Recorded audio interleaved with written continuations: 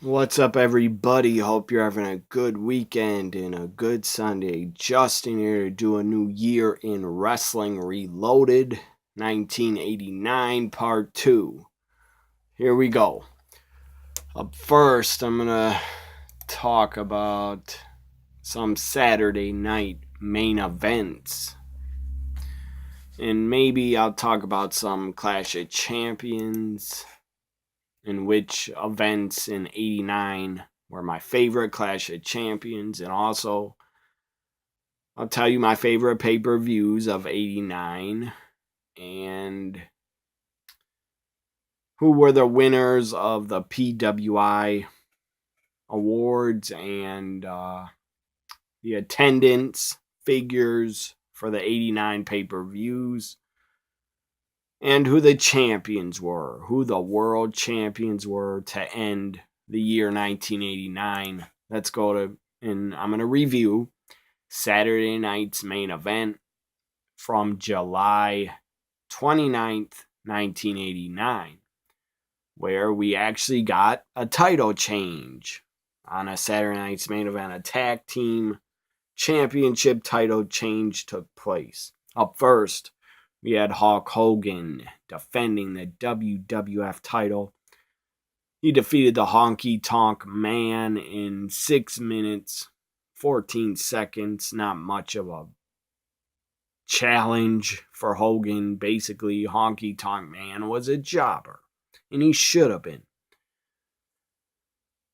Up next, we had Jimmy Snuka, the Murderer, defeat Greg Valentine in a singles match. 3 minutes, 14 seconds. Nobody cared. I didn't care about it. As a kid, I didn't, and I still don't.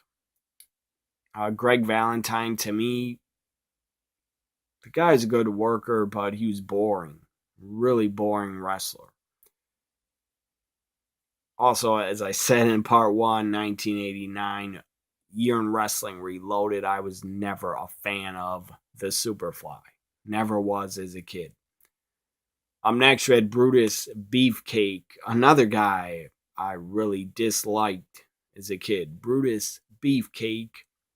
This is sad. Brutus Beefcake defeated Randy Savage. Randy Savage was with Sensational Sherry. Defeated Randy Savage. That is sad and disgraceful. The final match, the main event, was a tag team matchup, 2 out of 3 falls for the WWF tag team titles. Demolition and the Brainbusters. The Brainbusters win and become your new WWF tag team champions. I don't know how you have a 2 out of 3 falls match. That was only 12 minutes. That's kind of weird, but whatever. Brainbusters win, become the new WWF champions. Tag team champions. Next Saturday night's main event, we had two more Saturday night main events to review from October and November 89. October 14th, Saturday night's main event. Randy Savage with Queen Sherry. So I guess Macho Man was King Macho. By this time, he was King Macho Man. Or he defeated Jim Duggan for the King of WWF. Randy Savage defeated Jimmy Snuka. 5 minutes, 37 seconds. Up next, singles match for the WWF Championship. Hulk Hogan defeated Ted DiBiase.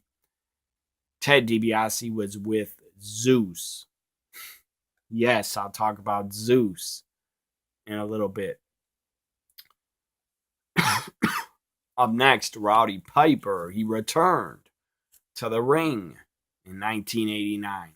He came back, did a Piper's Pit at WrestleMania 5, which I thought was a very good Piper's Pit.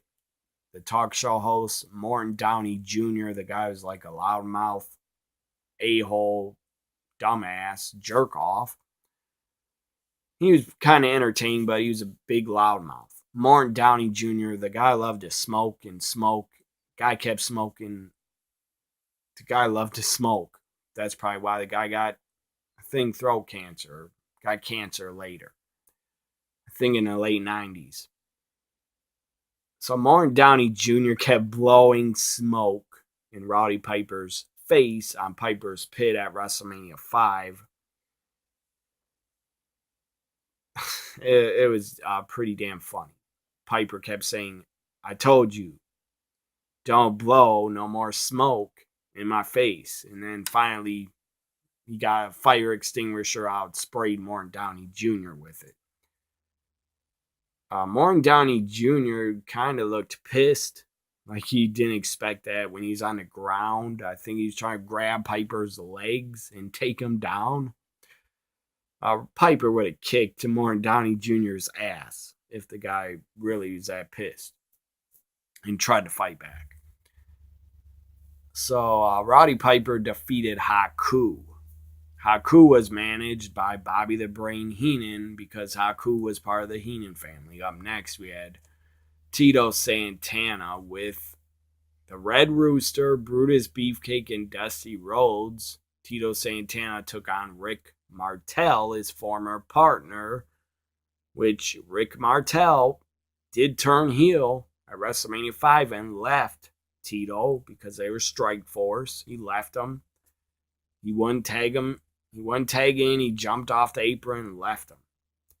That was a good move for Rick Martel. Really good move in his career because the guy was a lot better of a heel than a babyface. Rick Martel, by the way, that guy's a Hall of Famer. That guy had a great career. Hell of a wrestler. Hell of a worker. Rick Martel, I feel the guy, Tito Santana's in the Hall of Fame. Coco Beware's in the goddamn Hall of Fame. Nothing against Coco Beware, but Rick Martel was a lot better of a worker than Coco Beware. So Rick Martel deserves to be in the Hall of Fame and should be. Seriously, I feel Rick Martel is forgotten by a lot of fans, and the guy was damn good. So Rick Martel was with Jimmy Hart, Honky Tonk Man, Slick, Akeem, and the Big Boss Man, and it was a double disqualification. Sounds like a big mess because too many talents were outside the ring. The final match, kind of weird. I don't really care for it. It was only 3 minutes, 15 seconds of Bushwhackers defeated the Fabulous Rougeaus. Stupid. Why even have a match that was 3 minutes? Pointless, dumb, shouldn't have happened. Now Saturday night's main event from November 25th, 89, the final one of the year. Before I talk about it and review it, I'm going to talk about Zeus. My thoughts on Zeus. Tiny Lister.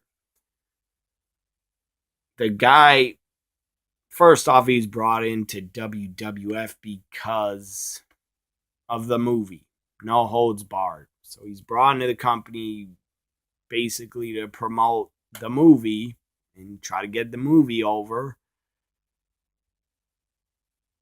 I don't know how much No Holds Barred made.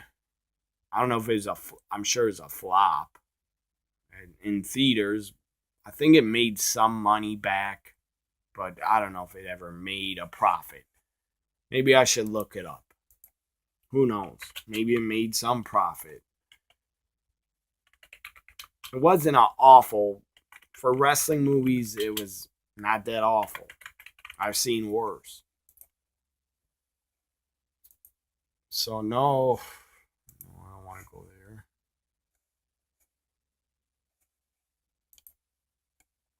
Let's see if No Holds Barred, the budget, it actually did make a profit. According to the Wikipedia page, No Holds Barred's budget was $8 million. That seems like way too much for 1989, but whatever. Budget was $8 million, and the film the box office made $16,093,651. That's a $8 million profit. That's pretty damn good. So I guess you could say it's a success. It made a profit. I know it's barred. Was a lot more profitable than that god-awful movie, The Room, which they made another movie about The Room called The Disaster Artist. That was a pretty damn good movie. But The Room was, I didn't see it, but The Room was god-awful. God-awful. God-awful movie. The Room. Bad. Worse than Old's Bard. I forget the guy's name that made The Room, but he was like delusional, in my opinion. Especially how James Franco played that guy. He seemed like he's delusional. So Noah's Bard actually made a profit in 1989 at the box office. I never knew if it really did. And I never really cared. But as a kid, I enjoyed the movie. There's still some parts that are pretty funny. Stan Hansen's in it. That's pretty funny. So anyways, the part about Noah's Bard that's so stupid, should have never been in the script, is when Hogan grabs a limo driver and says, "What's that smell?" And the stupid limo driver goes, "Dookie." Why? Why did they have to put that in the movie? That was really stupid.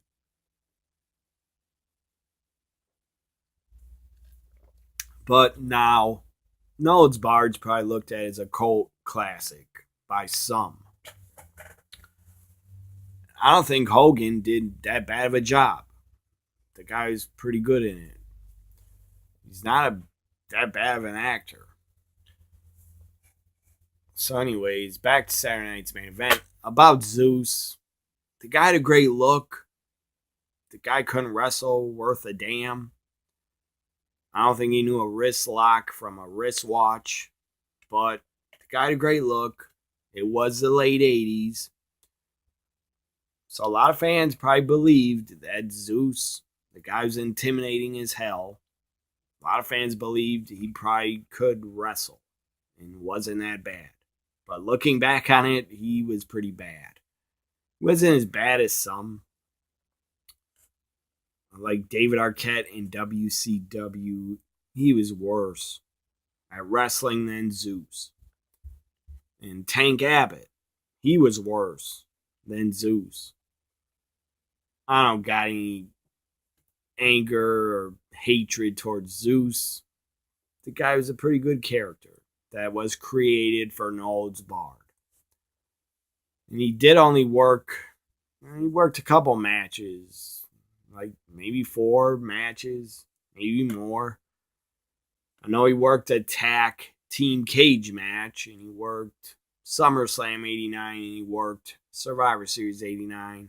He appeared at a Saturday night's main event. So eventually, after a couple matches, Vince finally just threw the towel in and gave up on Zeus and gave up on pushing him and using him. So Saturday night's main event now, November 25th, 89. Singles match for the Intercontinental Championship. Ultimate Warrior defeated Andre the Giant.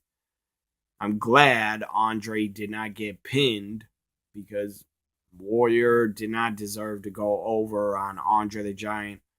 I don't care if Andre's broken down. He was still better than Warrior. Even when Andre was in his dying days, he's probably still better than Warrior was in the ring. So the match went 7 minutes, 46 seconds. Ultimate Warrior wins by disqualification. The Genius defeated Hulk Hogan by countout. That's pretty shocking. It was a singles match for the WWF Championship. I believe after this, I think the WWF title was stolen, and Mr. Perfect backstage put a hammer to the title and broke it in pieces. That was pretty cool. And then for a little while, Hogan was wearing the broken title in some promos. So anyways, the Genius defeated Hogan. The Genius actually went over on Hulk Hogan. By countout, still went over on him. Dusty Rhodes defeated the Big Boss Man.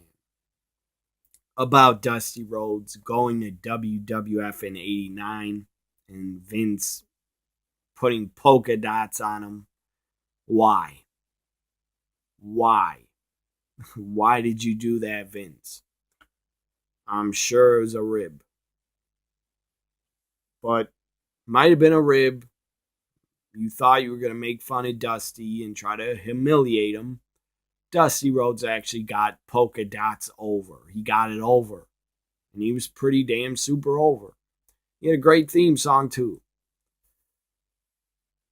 I didn't like Dusty and polka dots. I like the American Dream, Dusty Rhodes a lot better, but he did get the polka dots over.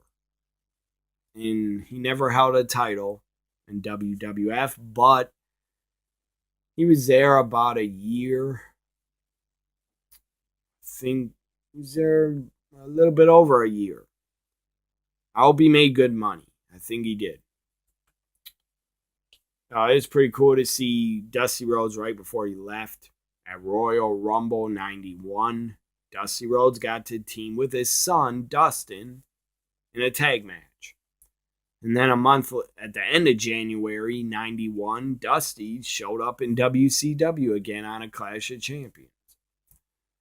So Dusty Rhodes, as I said, defeated Big Boss Man. 4-minute match. Almost 5 minutes. Up next, Mr. Perfect defeated the Red Rooster. 1989, and the WWF had some god-awful, stupid gimmicks. Red Rooster, one of the worst. It's still remembered, but not for good reasons. I mean, fans do not remember the Red Rooster gimmick fondly. They don't remember it and think, oh, what a great, awesome gimmick and character it was. No, it wasn't. It was a bad character. Stupid character. Really dumb. I mean, Vince, to think of the Red Rooster, first off, he must have hated Terry Taylor. Second off, he must have been on crack to think Red Rooster was a good idea and would get over. It did not get over. It was ridiculous. The Red Rooster, the guy, Terry Taylor, come in the ring going like this. Oh, it was ridiculous and so stupid.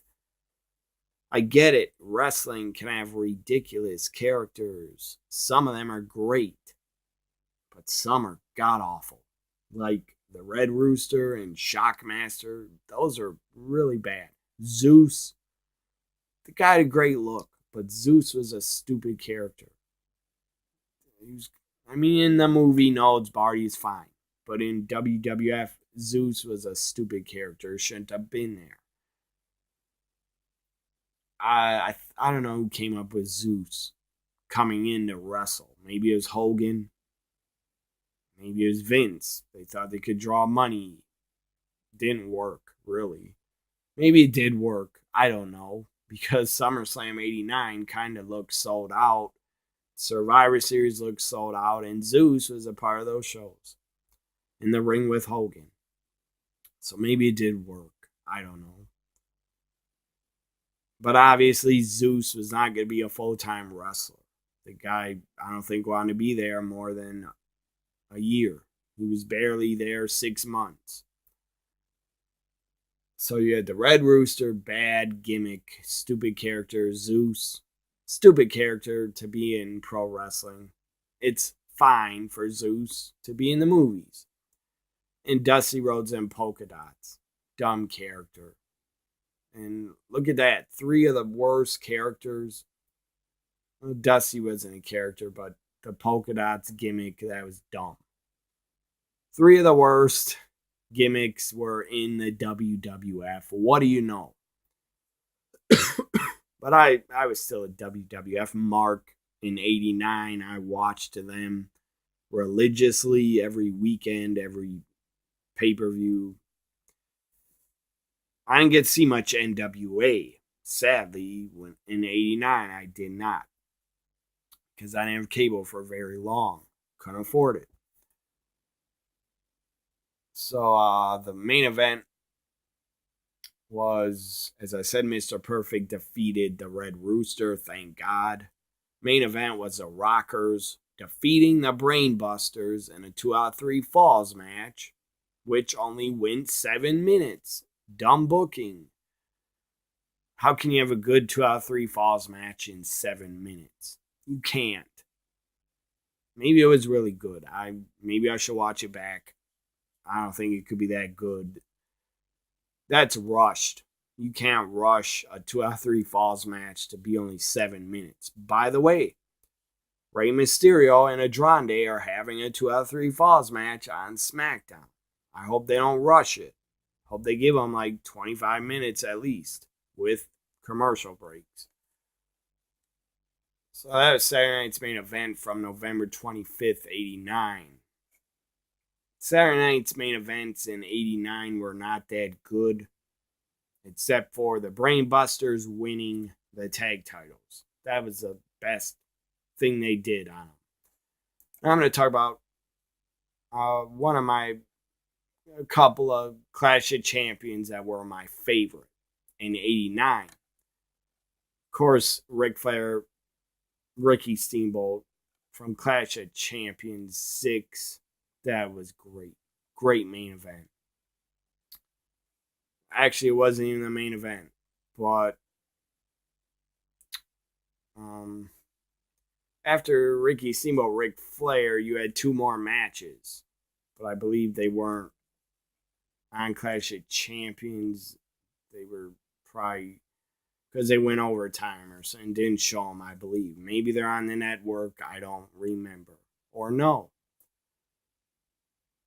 So Clash of Champions 7 from June 14th, 89 was a really good Clash of Champions. The crowd was really hype. Crowd was on fire. It was from a military base in Fort Bragg, North Carolina. The rating actually drew a 3.8 rating. That's pretty damn good for back then. That beats what Raws do now. Clash of Champions 7 was a really good Clash of Champions. You had a tag team tournament to crown new champions. You had Sting defend the TV title. Very short match. You had Ricky Steamboat take on Terry Funk. You had the Freebirds win the tag team titles from the Midnight Express. Let's talk about Clash of Champions 8. Fall Brawl 89 from September 12th, 89. Again, is from another hot crowd. Really hot crowd from Columbia, South Carolina. There were only 2,600 fans, but the show drew a 4.7 rating on TBS. Again, I thought it was a really good show. You had the Road Warriors on it. You had Sid on it. You had the Steiners on it. And a tag title match. Flying Brian. Steve Williams. Let's not talk about Lex Luger because I wasn't a fan of him. Sting and Ric Flair teamed up. Ric Flair was babyface. And Sting in 89 had a really good feud with the Great Muta in a couple of matches over the TV title. And at Great American Bash 89, Ric Flair, Terry Funk had a pretty damn good match. I think it was Nodes Barred or something, or a street fight. Anyways, Great Muta attacked Ric Flair. Then Sting came out to help and save Flair. It was awesome. And at one point, Sting In 89, joined the Four Horsemen, which was really weird. That did not work, Sting being in a team with Flair. But eventually, in early 1990, Flair turned on Sting. That was good. That was awesome. The way it should have been. But Sting and Ric Flair teamed up to defeat Dick Slater and the Great Muta by disqualification. It was a good match, I thought. About our Clash of Champions 6 or 7, Clash of Champions 7. You had Ranger Ross. The guy's a decent worker. Ranger Ross defeated a wrestler, a jobber they had called the Terrorist. If you want to laugh, go back and watch that match. It's just funny to me seeing a wrestler, he had a mask on, and they called him the Terrorist. You could not do that today at all. That'd be pretty damn offensive if you had a wrestler today called the Terrorist. You couldn't do that. You would get too much heat. So the final Clash of Champions they did in 89 was New York Knockout, November 15th, 89. The show drew a 4.9 rating. The Freebirds take on the Road Warriors. Doom take on Eddie Gilbert, Tommy Rich. That match is pretty boring. Midnight Express take on Dynamic Dudes. That was okay. You had the Steiners take on the Skyscrapers. Lex Luger, Brian Pillman for the U.S. title. And the main event was I Quit, Ric Flair, Terry Funk. It was a classic. It was damn good. It was great. Terry Funk was with Gary Hart. Ric Flair was still a babyface. Take on Terry Funk. The crowd in, I believe, Troy. It was a place called Troy, New York. Troy, New York, the crowd was really good, and they were on fire. They were excited. The crowd's probably like 99% males that were just hyped up, probably drunk. So let's talk about the PWI awards for 1989. Before that, let's talk about the attendance. The attendance numbers in 1989 for the pay-per-views. I'm going to give you my favorite pay-per-views of 89 for WCW NWA. My favorite pay-per-view was Halloween Havoc 89. Really good show. The crowd was super hype. Super hot crowd in Philly for Halloween Havoc 89. Even on WWF pay-per-views, I think Halloween Havoc 89 is my favorite pay-per-view, probably, of 89, if I had to pick. WWF, my favorite pay-per-view of 89 would have to be Royal Rumble. WrestleMania 5 was not that good. SummerSlam 89 was okay, but not that good. Survivor Series 89 was not that good. Royal Rumble 89 and Halloween Havoc 89 were my favorite pay-per-views of 1989. Now I'm going to give you the attendance numbers for 89 pay-per-views. Royal Rumble in Houston drew 19,000 fans. So I'm sure it's a sellout, or close to. Chi-Town Rumble in Chicago drew 7,500. WrestleMania 5. Atlantic City drew 18,946. NWA Music City Showdown Wrestle War 89. I think it's called Wrestle War 89. Or whatever it's called. Music City Showdown. Nashville drew 15,200. That's kind of surprising. Great American Bash, Baltimore, Maryland drew 12,500. SummerSlam in East Rutherford, New Jersey drew 20,000. Halloween Havoc in Philly drew 7,300. Survivor Series in Chicago drew 15,294. And Starcade in Atlanta, Georgia drew 6,000.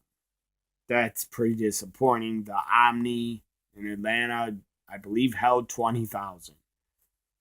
Starcade 89, I enjoyed that pay-per-view. I thought it was a good idea to do that Iron Man tournament because it was something different and new.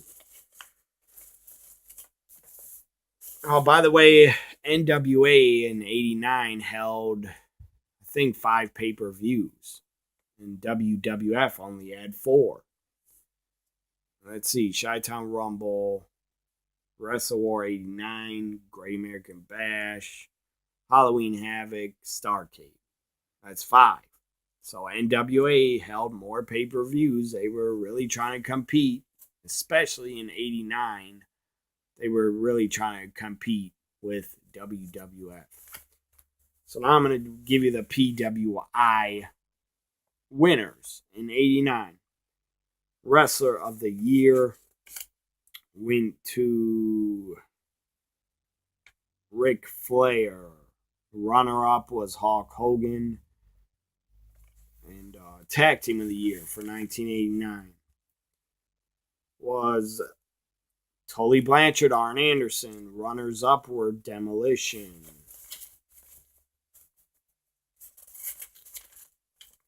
What else we got? Match of the Year. Match of the Year was Ric Flair, Ricky Steamboat. They don't say from which pay-per-view. Runner-up was Hulk Hogan, Randy Savage from WrestleMania 5. Feud of the Year. Feud of the Year was Ric Flair, Terry Funk. Runner-up, Hulk Hogan, Macho Man. Most popular wrestler of the year. That was Hulk Hogan. Runner-up, Ric Flair. Most hated wrestler of the year. Most hated wrestler of the year was Randy Macho Man Savage in 1989. Runner-up was Terry Funk. Most improved wrestler was Scott Steiner. Runner-up, Brutus Beefcake. No, Brutus Beefcake was never improved. He always sucked. Inspirational wrestler of the year in 1989 was Eric Embry. I believe he's in USWA. And runner-up was Nikita Koloff. Rookie of the year in 89 was Mike Enos and Wayne Bloom. Later on, they became the Beverly Brothers. And that's the 1989 PWI Awards. Winners. Final thing I'm going to say. This ends, before I end, the Year in Wrestling 1989 Part 2. The champions, the world champions to end the year. World champions to end 1989 were, for the WWF, the world champion in 1989 was Hulk Hogan. In the NWA WCW, the world champion to end 89 was Ric Flair. The IWGP world champion. The IWGP world champion to end in 1989 was Big Van Vader. It's very awesome. I always was a big fan of Vader. IWGP Junior Heavyweight Champion to end 1989 was... I can't read the guy's name. Nakio Sano. Somebody. The guy defeated Jushin Thunder Liger on August 10th, 89. All Japan Triple Crown Champion. I think that was their world champion. All Japan Triple Crown Champion to end 1989 was Jumbo Tararula or something. I'm sorry. I apologize. I messed his name up. Let's go to AWA World Champion. I think was maybe Larry Zbyszko.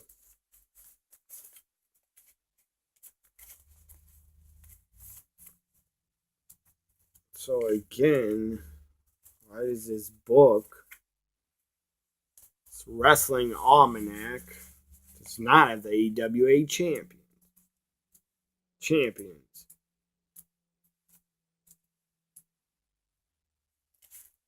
Let's go to this other book.